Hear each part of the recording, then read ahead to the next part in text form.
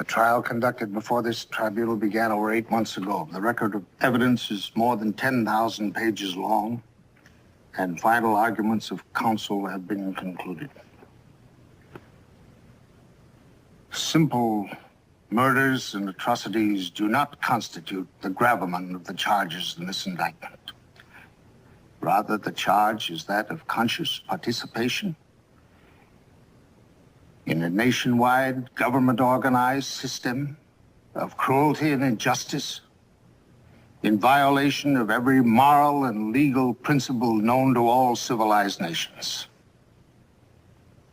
The tribunal has carefully studied the record and found therein abundant evidence to support, beyond a reasonable doubt, the charges against these defendants.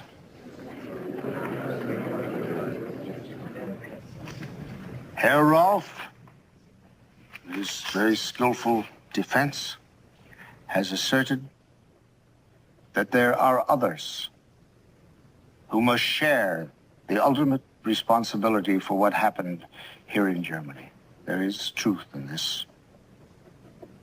The real complaining party at the bar in this courtroom is civilization. But the tribunal does say that the men in the dock are responsible for their actions. Men who sat in black robes in judgment on other men. Men who took part in the enactment of laws and decrees, the purpose of which was the extermination of human beings. Men who in executive positions actively participated in the enforcement of these laws, illegal even under German law.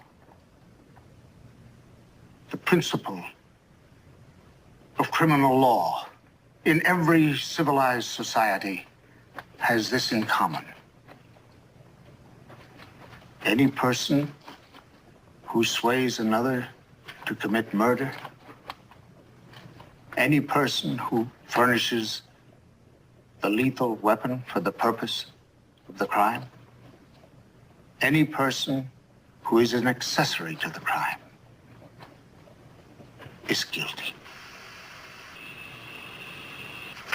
Herr Rolfe further asserts that the defendant, Janning, was an extraordinary jurist and acted in what he thought was the best interest of his country. There is truth in this also. Janning, to be sure,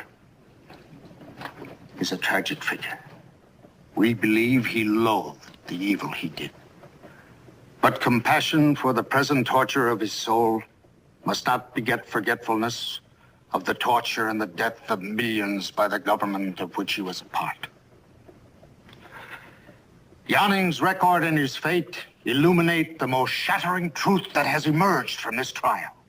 If he and all of the other defendants had been degraded perverts, if all of the leaders of the Third Reich had been sadistic monsters and maniacs, then these events would have no more moral significance than an earthquake or any other natural catastrophe. But this trial has shown that under a national crisis, ordinary, even able and extraordinary men can delude themselves into the commission of crimes so vast and heinous that they beggar the imagination. No one who has sat through the trial can ever forget them.